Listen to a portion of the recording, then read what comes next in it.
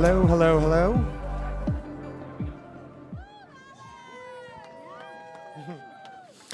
Welcome, welcome. Thank you all for coming. My name is Alex Gardells. I am the director of Studio B. Tonight we have a wonderful program for you. And I'm going to hand it off to my lovely colleague, Natalia Ramos, to give a slight introduction. Thank you. Hi, everyone. So at the Berggruen Institute, we like to say that nothing is more powerful than an idea whose time has come. But we also believe that in order to have real impact, that idea needs a story. And so that's why we started Studio B, to bring together the thinkers, the scientists, the philosophers, the technologists, with the greatest storytellers of our time. Because at this moment of planetary scale transformation, getting the story right is more important than ever. So thank you all for being here, and I'm now going to pass it over to our founder, Nicholas. Okay. Good evening. I'm Nicholas Berggruen, Berggruen Institute. Thank you for being here tonight. Thank you, Natalia. Thank you, Alec. Thank you, Studio B. Thank you, everyone at the Berggruen Institute. And most importantly, thank you, Joseph Gordon-Levitt and Yuval Harari.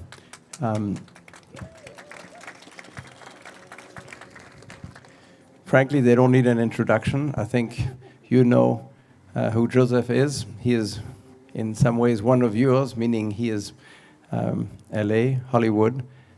He's behind and in front of the camera, and he's been engaged intellectually on the issues that we care about at the Institute. One of those issues is who are we becoming? Who do we want to be, humans, in an age where we can, in theory, change our own nature, transform ourselves through gene editing, AI, quantum computing. And no one has maybe put this into perspective like Yuval Harari. And Yuval wrote a new book, Nexus, which is powerful and, frankly, incredibly timely, because his vision, I think, has been that we've created our lives, our civilizations, from narratives. And we humans, have really driven those narratives.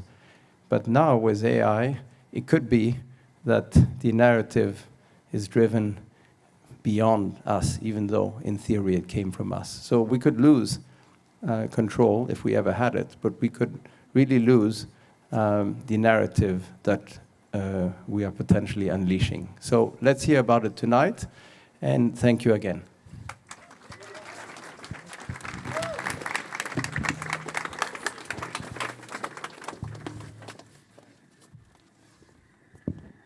Hey everybody, what's going on?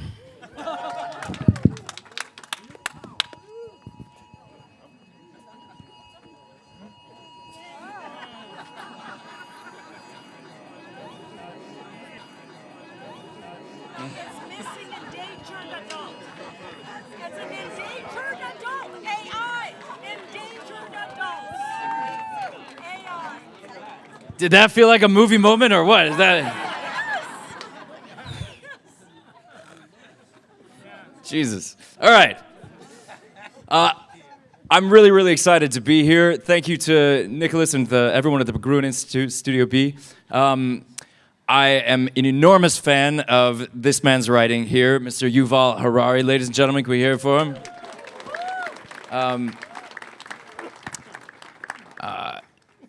He's written a new book called Nexus. I want to talk to you about that tonight, of course. Now, you're on a book tour. I'm sure you're talking about this book a lot and maybe saying some of the same things over and over again. I've never experienced that before myself, having to say the same things over and over again, promoting a piece of media.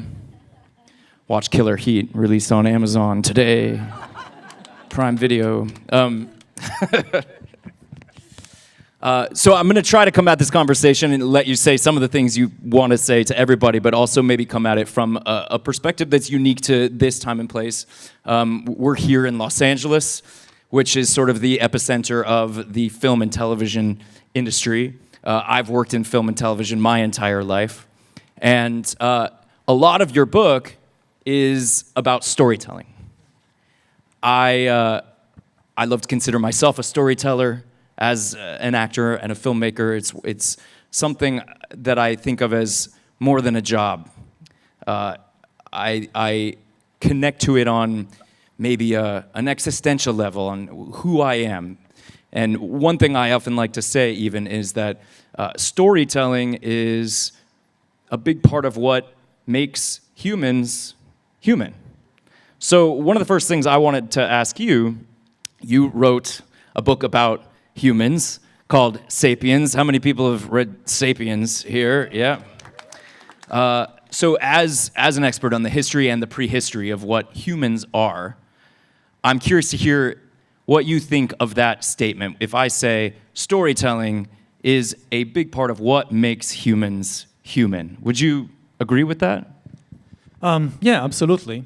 I mean, Yes. this is the this is the source of our power. We control the world because we can cooperate in much larger numbers than any other animal. And the secret of cooperation of humans is stories. I mean, you can't get to know more than 100 or 200 individuals, but the same story can be known to millions and even billions of people. And as long as everybody believes the same story, they can cooperate. They can agree on norms and values and so forth. And maybe to just give one or two examples. If you think about the most famous face in history, the most famous portrait in history. So this is the face of Jesus. That over 2,000 years, more portraits of Jesus have been created than probably of any other person in history. And they are everywhere. In churches, in cathedrals, in houses, in schools, in government ministries, at least in some countries. And 100% of these portraits are fictional. Not a single one is authentic, because nobody has any idea how Jesus actually looked like. There is not a single portrait or statue made during his lifetime that has survived. The earliest portrait we have is from about 200 years after his death, and it shows a man crucified on a cross with the head of a donkey, because it was a graffiti drawn by anti-Christians who made fun of this new strange cult. In the Bible itself, there is not a single word about how the man looked like. There is one description of his clothes, but nothing about him, whether he was tall or short or thin or fat or black hair or bald or blonde, nothing. Everything is just fictions. And yet, these fictions have enabled billions of people to work together, whether for good purposes, like charities and building hospitals and whatever, or whether for fighting holy wars and launching inquisitions. But it all runs on stories. And religion is an easy example, but perhaps the most important or successful example is money. You're saying that money is a story. It's just like, what else can it be? I mean, it has no objective value. You can't eat or drink dollars. The most successful storytellers in the world are not the people who win the Nobel Prize in literature. It's the people who win the Nobel Prize in economics. And one last thought, if you think about the United States today, maybe the last story that still holds this place together is the dollar. It's the only thing that Republicans and Democrats can still agree on is the value of a dollar. Everything else is like they have very different views. So this gets at one of the things I found fascinating in the book, that you define stories not only by the content of that story, but the network of people that are connected by that story. You mentioned Republicans and Democrats, you mentioned Christians. Every story, especially any story of any popularity, it defines a certain network. Can you say more? Because that was a new concept to me. Again, I mean, the way that Nexus tries to understand history is not the history of religions, cultures, wars, kings, but how information flows in the world. and the networks of information that create the world. So to give one example, we tend to think about democracy and dictatorship as two contrasting types of ethical systems, of political systems. They have different ideals, different values, and which is true, but you can, on a more fundamental level, you can look at them as different information networks. Information simply flows differently in a dictatorship and in a democracy. A dictatorship is a network in which all the information flows to one hub, where all the decisions are being made. Whereas democracy is a system in which information, if dictatorship is a centralized information system, democracy is a distributed or decentralized system. Well, yes, some information flows to the center, let's say to Washington, where some decisions are being made, but most decisions are made elsewhere. Like if you look at the United States over the last century, so a lot of extremely important decisions were made here in Hollywood. And the influence of the people in Washington on what's happening in Hollywood, it's an open debate. Who influenced more whom? Was it Washington influencing Hollywood or vice versa? In the Soviet Union, there is no debate. I mean, the people in the center Stalin is telling Eisenstein what to film. There is no debate. You do the wrong thing, you go to the gulag. Even if you do the right thing, you might go to the gulag. So that's the difference in how information flows between democracies and dictatorships, and I guess we'll get to that, but one of the biggest questions about AI is what will it do to these contrasting types of information flows, because in the 20th century, the US defeated the USSR ultimately because centralized information processing was inefficient. When all information about everything, economics, culture, the film industry, producing cars, all the information flowed to Moscow, and there are some bureaucrats needed to make decisions, they couldn't do it. They were overwhelmed by the amount of information and either made no decisions or bad decisions. Whereas the distributed system of the United States, it functioned much more efficiently. But what happens if you replace humans with AIs? Humans are overwhelmed by too much information. AIs become more efficient when you flood them with information. Again, it's an open debate. We still don't know the answer, but there is at least one school of thought that argues that AI will make centralized information systems more efficient, and the main problem of totalitarian and centralized system in the 20th century will become their big advantage, which we even see to some extent in the economic realm, that these huge high-tech monopolies that just monopolize entire sections of the economy, because size matters when you have this kind of technology. Yeah. I want to get to AI. This is something I'm deeply fascinated with. I know a lot of you are too. I also want to get to what you just said about whether Hollywood or Washington is making more decisions, because we love to think that we're important here in Hollywood. You are. Before we do, I just want to cover one of the pieces of vocabulary that I found the most useful in your book that I want to go back to a few times as we talk tonight. And again, I think this is sort of empowering and flattering if you're a storyteller. You say in the book that stories can even create a new level of reality. And you talk about 3 different versions of reality, if you will. Objective reality, subjective reality, and intersubjective reality. Can you explain what you mean by those terms? Yeah, so objective reality is things that exist whether you believe in them or not, whether you know about them or not. If an asteroid from outer space is now coming towards us, about to hit Earth and destroy human civilization, it exists whether people know about it or not. And similarly, viruses killed people, billions of people, long before anybody knew viruses exist. It doesn't matter if you believe in them or not, they can kill you. This is objective reality. Then you have subjective reality, which is reality in the mind of a single person. It depends on the consciousness, on the awareness of a single person. So if you feel pain, nobody else in the world feels this pain. Your doctor, your family can tell you, oh, there is nothing wrong with you. But if you feel the pain, it's still there. This is subjective reality.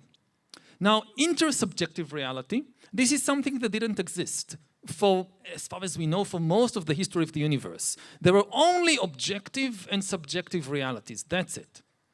And stories were important for the appearance in the last few tens of thousands of years, at least in our species, of a new type of reality, intersubjective reality. Things that exist in the interaction between many consciousnesses, between many minds, that they often exist on the level of story, and we already mentioned some of them. Money is maybe the most important type of intersubjective reality. It's not objective. A dollar has no objective value in the sense that you can eat it or drink it or make something out of it. If you're a billionaire and you fly in your private jet with, I don't know, $1 billion and you crash on a deserted island inhabited only by, I don't know, monkeys and rats and whatever, your dollars are worthless.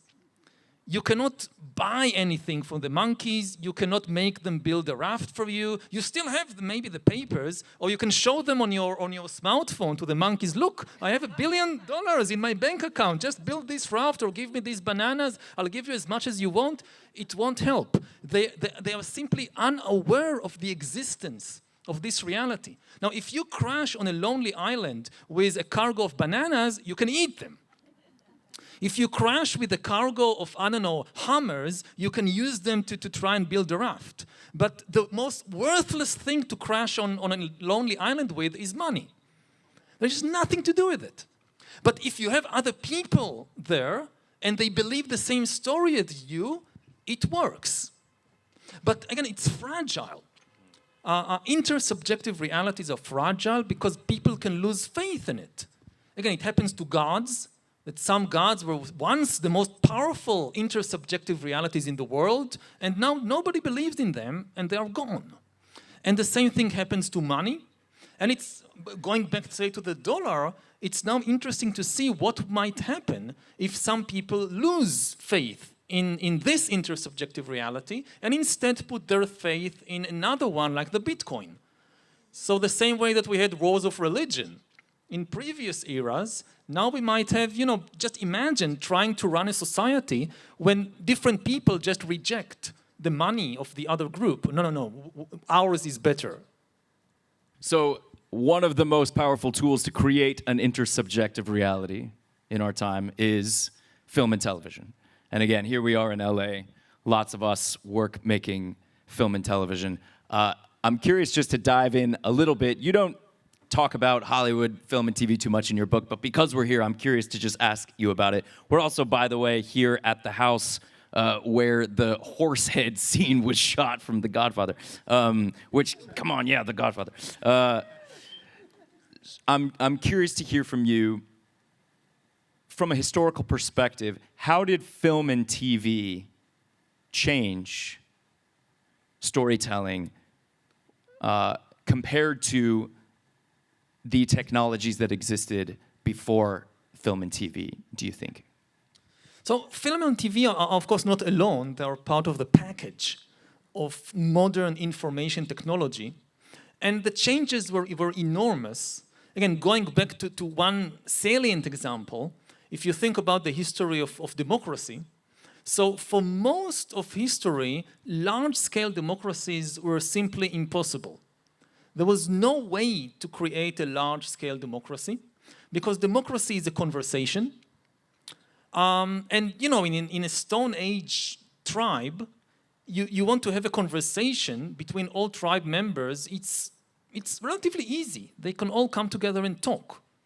But as human societies became bigger and bigger, it became more and more difficult to bring everybody together to the town square or to the same place to have a conversation.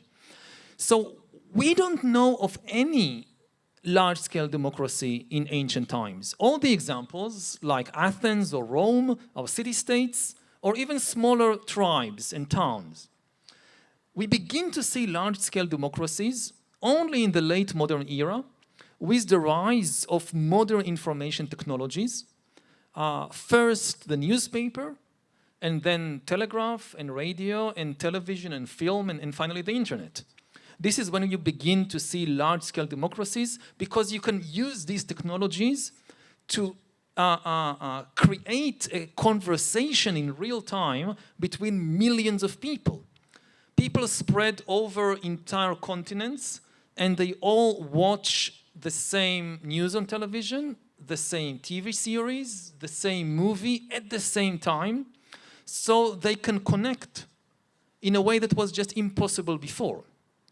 And this was the foundation of modern large-scale democracy.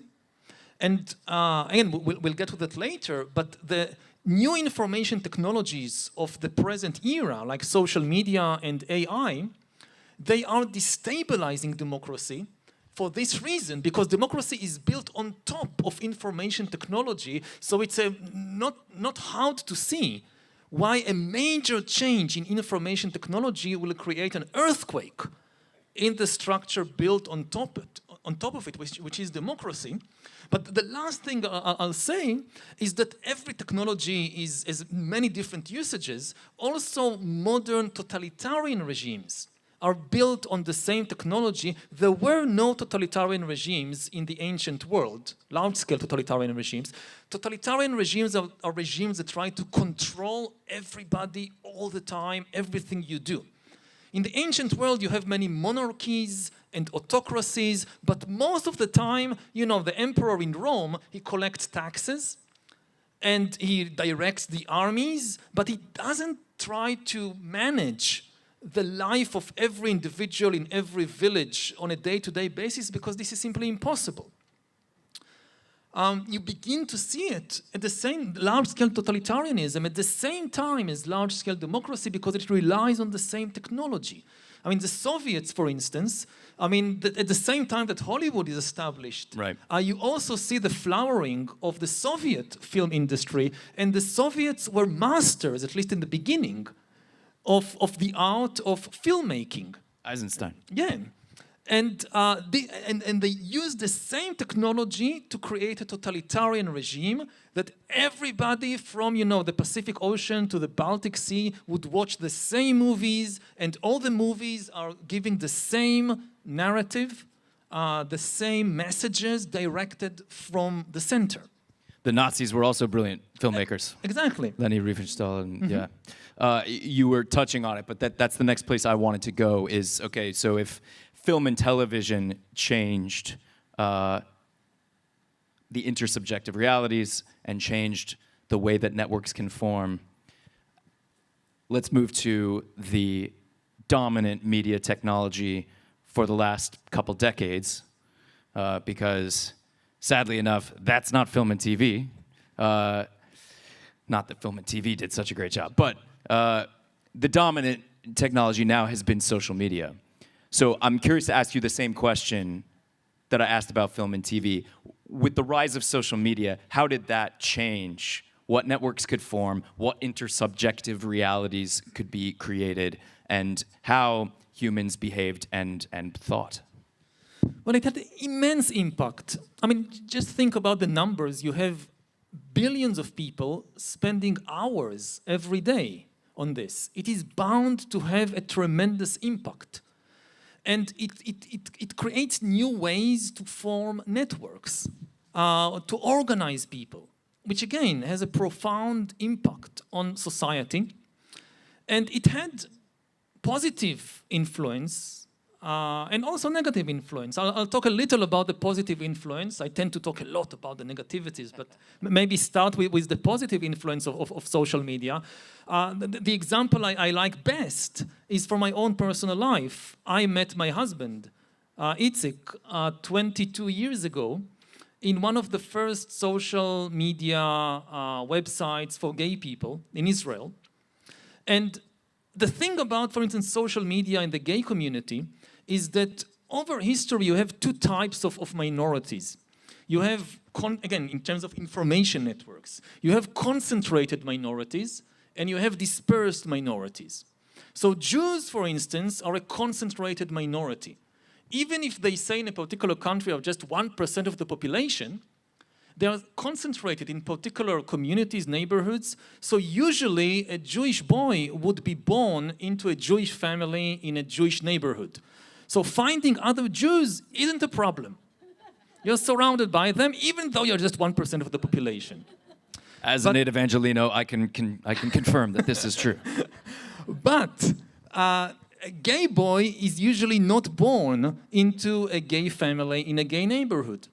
And being born gay in Israel in the 1970s and growing up in the 1980s and 1990s in what was a very homophobic society, like the first issue is, how do you find anybody else? I mean, I didn't know anybody who was out, certainly not in my town. I saw, again, this goes back to film and television, like the first time I saw gay people was on the screen. What show was it, or movie, do you remember? There was this British series, Are You Being Served? With, what's his name? I don't know it. Wow. Really? Okay, yeah, no. Mr. Humphreys. So, there was one film that I saw later in the 90s, Lilies, by a Canadian director, I think. What's it called? Lilies. Lilies. It wasn't very famous, but he had a tremendous impact on my life. Great, yeah. Like, I remember going to see this movie and coming out of the movie theater and telling myself, you're gay. Wow. This was really, it had a huge impact on my life. But you know, you see a gay person on television, you can't reach out to them. And you don't know who else in my town now sees the same movie or the same series and feels the same as me. It's only one directional. But then social media, the internet came, and social media came, and you can interact suddenly through the screen. So what was kind of maybe the biggest hurdle ever? How do you find the others? Suddenly becomes very, very easy. All right, that's the positive side. That's the positive side. But there are also negativities. I mean, as you may have noticed, we now have the most sophisticated information technology in history, and we can't talk to each other anymore. And certainly we can't listen to each other. I said earlier that democracy is a conversation, and the conversation is breaking down all over the world. I mean, every country has its own special explanations why Republicans and Democrats can't hold a reasoned conversation anymore. And you have all these explanations about American history and society and whatever. But then you go to Brazil, it's the same thing. You go to Israel, it's the same thing. I even was in Canada 2 weeks ago. I thought this was the same place. They tell me, no, it's the same in Canada. And what's happening? And it's not like the ideological divides today are much worse than they were, let's say, in the 60s. The ideological divides in the 60s were actually much bigger. The issues like the civil rights movement, the sexual revolution, the Vietnam War, the Cold War, even the violence, at least up till now, was much worse in terms of assassinations and riots and so forth. But nevertheless, people could still hold a conversation, agree on some basic facts, like who won the last elections, and have bipartisan laws. So why is it breaking down all over the world? And the best answer so far that we know about is social media. Again, this basic information technology underlying the whole structure, it's now creating an earthquake. And the mechanism by now is quite well understood. I mean, 10 years ago, it was not well understood, unfortunately. Now we know what's wrong. We still fail to fix it, but at least we know what's wrong. And this is very important because this is kind of the first major impact of AI on history. Because social media is managed not by human beings, it's managed by algorithms, AIs. And again, this is very interesting because one of the first jobs which was automated was not taxi drivers, and it was not textile workers, it was media editors, news editors. You know, in the 19th and 20th century, being an editor of a major media or news organization was an immensely powerful position. You shaped the conversation. You decided what people would be talking about. Some of the most powerful figures in modern history, they began as editors. Lenin's only job before he became Soviet dictator was editor of the newspaper Iskra. I did not know that. That's funny. Benito Mussolini was a journalist. Then he was editor of Avanti, I think was the name of the newspaper. And then he was promoted from editor of Avanti to dictator of Italy. Mussolini and Lenin both? Yeah. I didn't know that. That's fascinating. You know, if you look at the French Revolution, Jean-Paul Marat shaped the French Revolution by editing the major newspaper of Paris in those days, L'Ami des Peuples, the friend of the people. And now this job has been given to algorithms. Who is the editor of the Facebook newsfeed? Who is the editor of TikTok? Who is the editor of Twitter? An algorithm. And non-human intelligence. And these AIs, these algorithms, they were given by their human masters a seemingly benign task, goal. Increase user engagement. Engagement. Sounds good to be engaged, no? And the reason was obvious. I mean, business model. The more time people are engaged on TikTok or Facebook or Twitter, the more time they spend on the platform, the more they share and so forth, the more advertisements you can show them, and the more data you can collect about them and sell it to a third party or use it to produce even more powerful algorithms and AIs. So the business model of most social media try to keep people glued to the screen as much as possible. And this was the task given to the editors of these places. Increase user engagement. And the algorithms experimented on millions, actually billions of human guinea pigs, and they made a discovery, which was actually also made by philosophers and politicians thousands of years ago, but now the AIs discovered it also, that the easiest way to increase user engagement is outrage, or greed, or fear, or hate. If you press the greed button, or the hate button, or the fear button in a human's mind, you grab their attention. You get them glued to the screen. And this is what they did. They flooded the information market with more and more outrage and greed and fear, with fake news and conspiracy theories, and the conversation broke down. And this was very, very primitive AIs. This was like, you know, long before ChatGPT, which is also quite primitive compared to what's coming. But even this, when people talk about, you know, this kind of future fears about AIs, it's not in the future, it's already in the past. If you look at the impact of these very primitive AIs on democracies all over the world, on societies all over the world, it's not too early to worry about the impact of AI. It's too late in many ways. One thing I would just compliment what you're saying with is that it is true that the algorithms, as you put it, sort of discovered that the best way to maximize engagement was outrage, fear, extremism, etc. What's harder to describe with language is the algorithm doesn't know that exactly. I don't think. No, they are not conscious, not at all. The algorithm is not like a person saying, there's greed, there's hate, I know, I'll put more hate and greed in the feed. It's not like that. It's just a cold and dumb pattern matching calculation. It's cold and smart. No. Okay, fair enough. Well, that's a fair segue. Cold and dumb to cold and smart. We've talked about film and TV. Now we've talked about social media. Now I want to talk about what's coming next. We all, I think, are kind of aware we're at the very beginning of some very big changes that are coming fast and furious our way because of the rapidly emerging technology known as AI. I want to through the same, your book, you say so many different things about AI, and I want to just narrow it down to, again, because we're kind of coming at this conversation through the lens of storytelling, to start there. How do you think AI will change storytelling from what it used to be?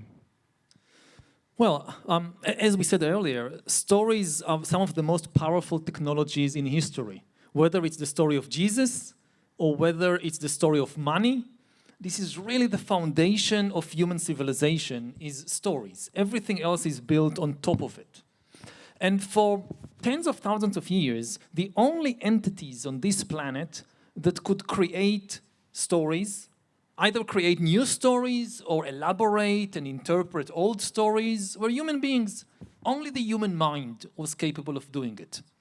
And now we have on this planet another entity which is capable of spreading and interpreting and ultimately creating stories.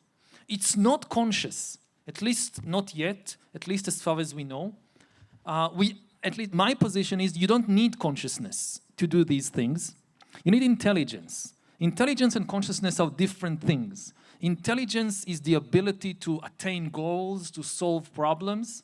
Consciousness is the ability to feel things, pain and pleasure, love and hate. We tend to confuse them because in humans and also in other mammals and animals, consciousness and intelligence go together. We solve problems through our feelings. But AI and computers, they are very different. As far as we know, they have no consciousness, they don't feel anything, but they are highly intelligent, at least in some fields. And again, if you think about storytelling, so now the ability of AIs to compose stories, to write texts and create images and create music is really astounding. You know, people say, yes, it's still not as good as the best humans, but it's already better than many humans, or people would say than the average human even. And it's only the beginning, it's nothing, it's just 10 years since the AI revolution began. We haven't seen anything yet. And when I read, for instance, a story composed by AI, what strikes me the most, you can say, oh, it's not good because of this or that, it lacks this, but it's really a story. It's held together by some coherent ideas, motifs. It's not just some kind of glorified autocomplete that it just strings words together randomly, or it takes bits and pieces of sentences from here and there and put them together. No, there is actually a logic to the story. So even if it's not as good as the best human storytellers in 2024, where will it be in 2034 or 44? And again, stories are not just mythological stories, or poems, or theater plays, or movies. Money is also a story. So these things are going to create new financial devices also. Finance is one of the most creative things of all. If you think about human creativity, so think money, checks, ETFs, CDOs, all these things extremely creative. And they are increasingly we are going to see new financial devices created by a non-human intelligence. And for tens of thousands of years, we lived cocooned inside a human culture. Like our lives are shaped by all these stories and artifacts that other humans created. Again, from the holy books, the Bible and the Quran and the Vedas, to the songs and the music and the theater and the movies and the artifacts, the chair, the shoes, everything. This cultural cocoon made by humans. What does it mean? Before we get to the question, is it good, is it bad, is it dangerous? Just leave aside for a moment the judgment. Just think about what would it mean for human beings to live inside a world woven to a large extent by an alien intelligence. Alien not in the sense that it's coming from outer space. Alien in the sense that it creates in a very different way than the human mind. And this, I think, is the biggest question that we are facing, certainly in Hollywood, kind of the center, the epicenter of human storytelling, but all over the world. So here is probably the only thing in the book that I don't think I agree with exactly. That's and so, good. Yeah, so I would love to hash this out with you a bit. Yeah. Describing AI as alien intelligence. Clearly, you're not talking about an alien from outer space. I understand, but you also in the book even do use the word God. You say perhaps this is these are entities that could be seen as some kind of new gods. Mm-hmm. So I tend to feel like describing this technology in terms like alien, God, the personification or the deification of these computer systems, I'm worried that that story could do more harm than good. And I have some reasons why, but before I get to them, I would just want to start by asking, so you very decisively decided in your book to describe this technology in these terms, alien, God. Tell me about your thought process. Why did you decide to describe the technology in those terms? I mean, it's basically a PR strategy. How do you present it to the public? And yes, I mean, it demands a lot of thought. Is it a good PR strategy or not in terms of the results?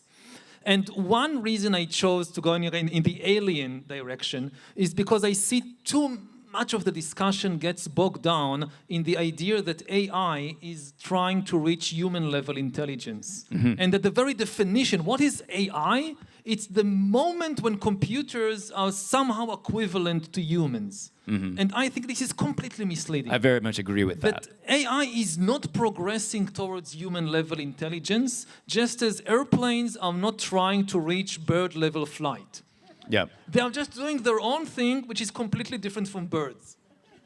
And that's also what I think about computers and AIs. They are doing their own intelligent thing, which is completely different from the human intelligence. And this is one reason that I chose the kind of term alien to describe it. I think that's a great reason. I also find it counterproductive when AI is described in these kinds of terms. Is it approaching human-level intelligence? They throw around this term AGI, artificial general intelligence, and they define it quickly as once it approaches human-level intelligence. I agree. I don't think that's helpful either.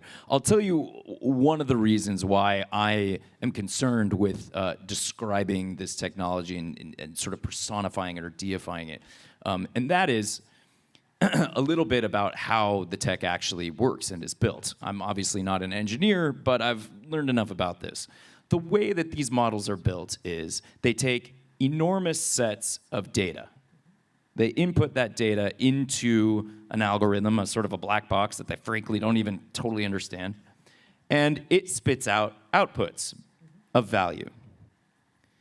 Now, where did all that data come from that was input into the model? It came from humans. Humans generated that data.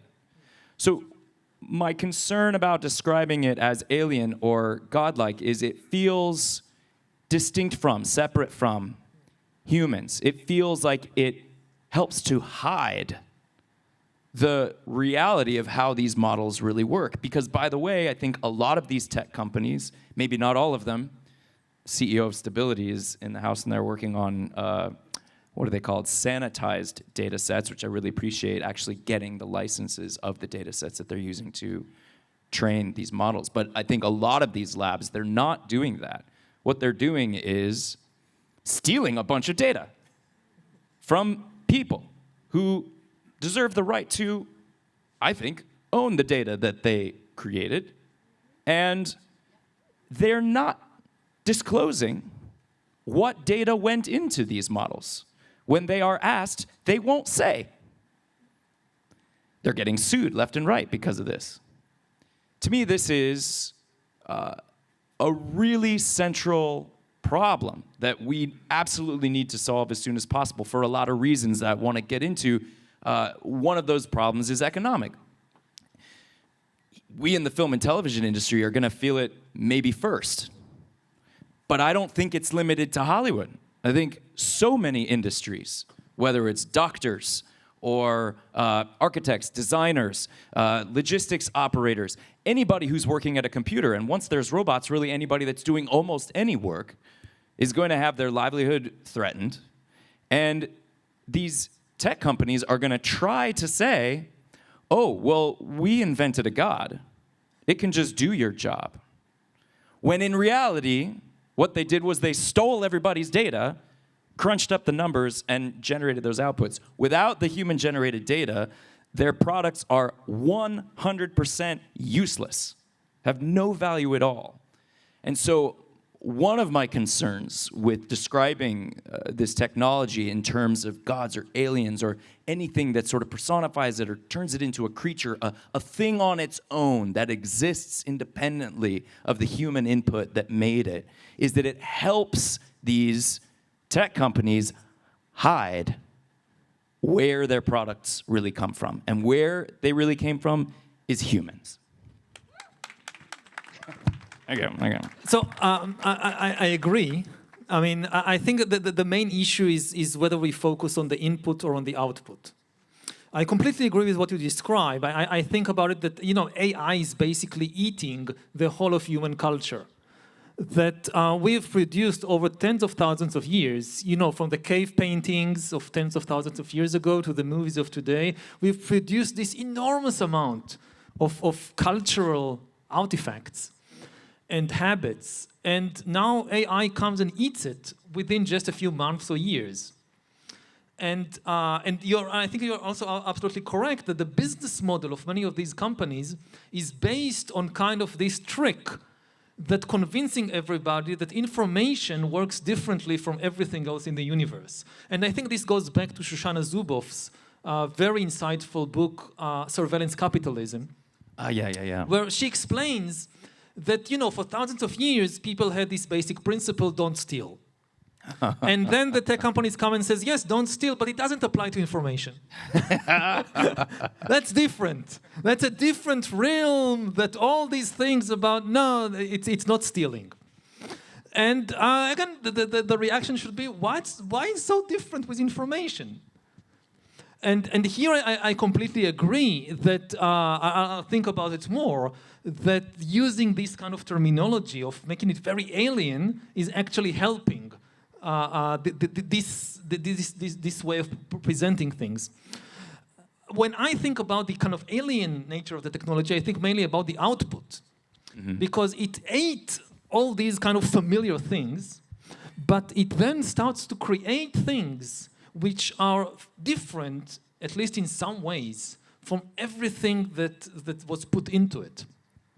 And this idea that AI is just, glorified copy-paste, that it takes texts or images or music and just takes something from here and something from there and puts it together and, it's something new. And no, it's really more than that. I mean, to some extent, this is also what humans do. And I think about my line of work of writing books. So I do the same thing. I read all these previous books and articles and I talk with people and then I take something from here and something from there and put it together and here is a new book. And it's the same with music. I mean, nobody starts from nothing. Everybody, every musician listens to previous works of art and adds something, but without the previous input, nobody could do it. It's true. That is true. Finish your thought, but I want to respond to that. So, and I think that it's crucial to understand what we are facing in the AI revolution, that my fear of humanizing it too much is that then the kind of underestimate the challenge. That we think, it can only cut and paste together our creations. It won't really be something completely new. No, it can create really, again, from finance to religions, it can create completely new things, which could be good, could be bad, but we will have to deal with living in a really radically different reality. I do agree with that, and we shouldn't underestimate the challenge. One thing I wanted to respond to is, first of all, I agree with you that creativity is always an amalgamation of your influences. Shakespeare wasn't the first one to write Romeo and Juliet, and the Judy Garland Wizard of Oz is actually not the first Wizard of Oz, et cetera, et cetera. I'm a big fan. The creative community that I founded, Hit Record, was all about remix and people building on each other's work. And let's privilege honesty over originality, because we're all original human beings. But that's just it, I think. We're all original human beings. I think to apply that same way of thinking to a computer system is predicated on personifying the AI. And I think this is going to be a central question we confront as we go forward is, do we want to afford moral standing and legal standing to these computer systems? There are going to be people who argue we should, especially because very soon a lot of folks are going to be in love with these computer systems. There's already lots of people who are spending hours and hours and hours a day talking to and interacting with their AI best friends, their AI lovers, etc. That's only going to get way more sophisticated. Absolutely. And I think those folks, and I'm not excluding myself, who knows? I mean, I don't mean to other them. I think it's going to be very, very common. We're all going to get really emotionally attached to these AI characters that we interact with. And I think it's going to feel very natural to start talking about AI rights, comparing it to civil rights. And I'm quite concerned that if we go down that road, it could be very perilous. That affordance of those rights could go hand in hand with some of the worst dystopian outcomes that you describe in your book. Yeah, I completely agree. I mean, I think one of the major things about AIs that we will see is that it will be able to create intimate relationships with human beings. Yes. I don't necessarily mean sexual, could be also sexual, but intimate Oh, it'll be relationships. sexual. That's what, not all it'll be, but... Yeah, some.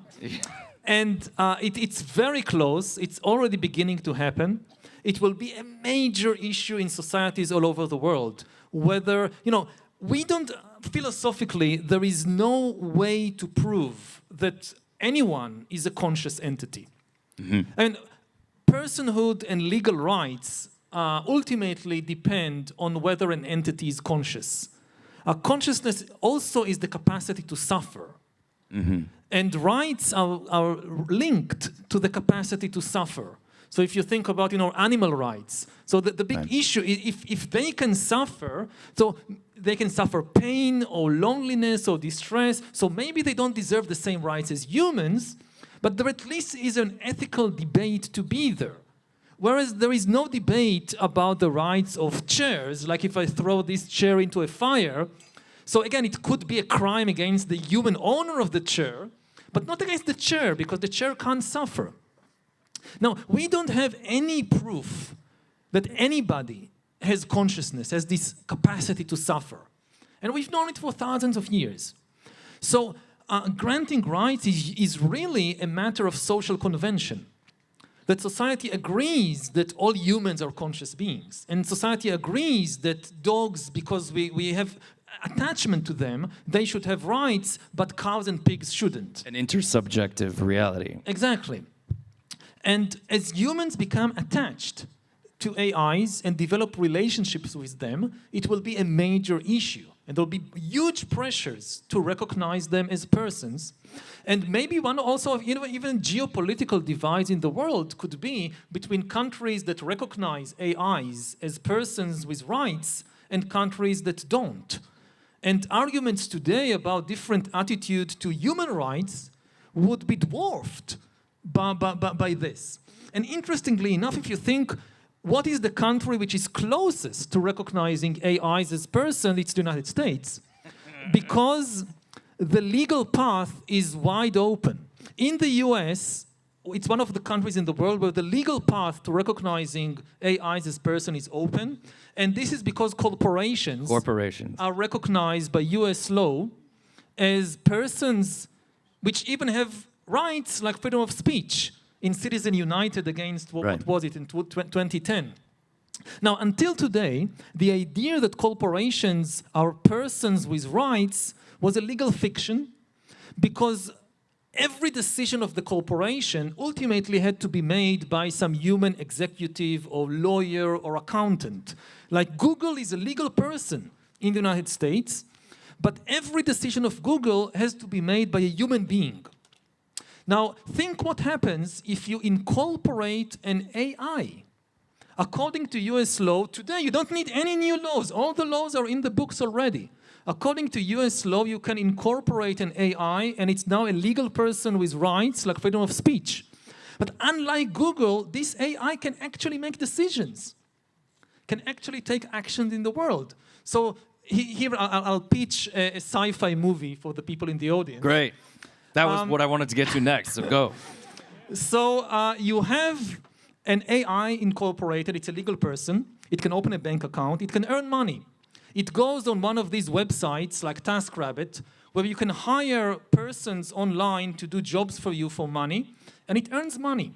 And then it takes its money and invests it in the stock exchange, and it does very well because it's an AI, it's super intelligent. And finance is the easiest playground for AIs. You know, self-driving vehicles, this is hard because you have to deal with physical and social reality. So every year, Elon Musk and others promise next year everything is self-driving cars. It doesn't happen because it's difficult, it's messy. Finance is a purely informational and mathematical world. It's just data. It's the perfect playground for AI. So this AI goes, takes its money, invests it, and becomes the richest person in the US. The richest person in the US is not a human being. It's an AI. And one of the things granted to AIs, according to this Supreme Court decision in Citizen United, under freedom of speech, is making political donations. So the AI starts to donate billions of dollars to politicians in exchange for, you know, advancing AI rights. The legal path to that destination in the US is wide open. I think there are probably some screenwriters here tonight who I hope are taking notes. I like that story. We're running out of time. I could talk to you all day. I'm so grateful to have had this conversation with you. I thought maybe you could leave us this, if you consider this a group of Hollywood storytellers in the old-fashioned world of film and television who are still clinging on to some amount of influence in this world. What would you have us do? What are the messages that you would have us try to spread with our stories? Explain bureaucracy to people. Explain bureaucracy. That does not sound like a good movie. We do not have enough movies about bureaucracy. And that's a very, very big problem. Because human societies are based on bureaucratic systems, from hospitals to armies. And as you said, bureaucracies are not good material for stories. And this is because they are a very late development in evolution. I mean, all the basic plots of human stories, from theaters in ancient Greece to modern Hollywood, is really taken, you're stealing it from evolution. Like, think about how, like, you know, the basic love triangle. Two males fighting over a female. You know, hyenas do it, and porcupines do it, and Hollywood does it. And it's, you know, it wasn't invented in Hollywood, this plot. It goes back tens of millions of years in evolution. Similarly, you think about sibling rivalry. like succession, siblings fighting, who does the father loves most. You know, you have entire human peoples, nations, like the Jewish people. This is their story. Father loves us more than any of the other siblings. And again, this story wasn't invented in the Bible, in Cain and Abel. It's tens of millions of years goes back. Like all the mammals and most of the birds and even some of the reptiles know this basic story of evolution, sibling rivalries. Brothers and sisters fighting for the love of their parents. And bureaucracy is not there. Because bureaucracy appeared only about 5,000 years ago in ancient Mesopotamia for the first time after the invention of writing. And we don't have any kind of evolutionary preparation for understanding bureaucratic systems. There are no love affairs between documents. There are no sibling rivalry. Hey, there are different laws fighting. Who does father love more? And therefore, they are boring. They are not good for user engagement. But they are extremely important to really understand how human societies function. And this has been the big lacuna of art for thousands of years. That you have, artists are extremely good in telling us all these mythological stories and romantic dramas, which are mostly taken from evolution. Very, very few good stories about bureaucracy. Here and there you can find Kafka or The Big Short or Yes, Prime Minister, to those who know the British series. There are some examples, but it's rare. When was the last time you saw a big Marvel blockbuster about an accountant that doesn't turn into Spider-Man or Superwoman or something? They are staying an accountant throughout the movie, and they fight the bad guys by flooding them with forms they have to fill in and discovering tax evasion and things like that. Not a lot of movies like that. But this is how human society functions. And linking it to AI, Hollywood did a really big service in alerting humans to the potential dangers of AI long before anybody else talked about AI. You know, the Terminator and Matrix, but there was one big disservice that Hollywood did, which is it described the dangerous scenario in the wrong way. It was mostly about the big robot rebellion. The day the robots and computers decide to get rid of us and to rebel against us. And robots running in the street shooting people. And this is not likely to happen anytime soon. And because people saw it in the movies, that this is the danger from AI, and it's not coming soon, the technology is just not there, so people feel complacent, including the people who developed the technology. Because the Terminator is nowhere, it's not in the neighborhood. But the danger is not the big robot rebellion. The danger will be millions and millions of AI bureaucrats making more and more decisions about us, from whether to give us a loan to whether to bomb our house.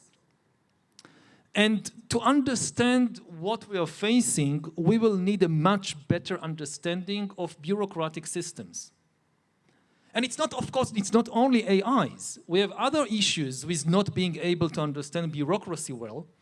Part of it is that sometimes the bureaucracy is really doing bad things and we can't understand it. But often it's the opposite, that modern societies cannot exist without these bureaucracies, but people are extremely suspicious of them and fall easy prey to conspiracy theories about the deep state and so forth, because they just don't understand how things like budgets function. And we need help from artists, from screenwriters, from movie makers. We saw enough movies about mythology and about superheroes and so forth. We really need help with understanding how bureaucracies function. You can rise to the challenge. I know you can do it. We can do it. I want to end on one more question. Nexus, the book you wrote, has a fair amount of pessimism in it. And this conversation gives, I think, a lot of fair reasons to be pessimistic. tell me about something that makes you optimistic. That just as AI is nowhere near its full potential, so humans are also nowhere near our full potential. Basically, if for every dollar and every minute we invest in developing AI, we'll also develop a dollar in a minute and a minute in developing ourselves, our minds, we will be okay. The problem is that, in many ways, too many people despair of the humans and put all their chips literally on the AIs. And, you talk to the people who lead the AI revolution, and they realize this is something very dangerous.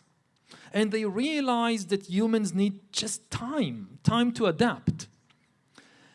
But they can't slow down. You go from one corporation to the next, and they tell you, we would like to slow down, but we can't, because we can't trust our competitors to slow down, whether the other corporations or whether the Chinese or somebody else on the other side of the ocean. So we are in this very, very strange situation that what is really driving the AI revolution is the inability of humans to trust each other. And here comes the most ironic or dangerous part of it. When you ask the same people, okay, you have to run faster because you can't trust the other humans, but would you be able to trust the AIs that you're developing? And they say yes. So the same people who can't trust the humans, they say they will be able to trust the AIs. And they have an explanation to some extent. They say, we have thousands of years of experience with humans. We know we can't trust them. We don't have an experience with AIs. Who knows? Maybe they could be trusted. And my perspective as a historian is the opposite. We have thousands of years of experience with humans, and during those thousands of years, we have managed to increase human trust tremendously. 10,000 years ago, people live in tiny bands. They can only trust the other 100 people in their band, and that's it. Very few mechanisms to trust strangers and foreigners. Over the years, we've built these large networks which are really based ultimately not just on information, but on trust. Stories. And the stories, the money, the bureaucracies, they helped us to gain trust between, you go on the street, every day you meet more strangers that people in the Stone Age met throughout their lives. And in 99% of the cases, it's okay. And you rely on these people for our food, for our healthcare, for our defense. So we have now reached a point when in some ways we trust billions of other people to provide us with our food and with our basic necessities. So it's not true that we have thousands of years of experience that humans are not to be trusted, just the opposite. And with AIs, we have no experience. So it's a very, very, very big gamble to despair of the humans and put all our trust in the AIs. Well, on that note, I feel even more trust in you, Yuval, and all of you. Thank you so much for being here. Thank you for the conversation. And have a good night.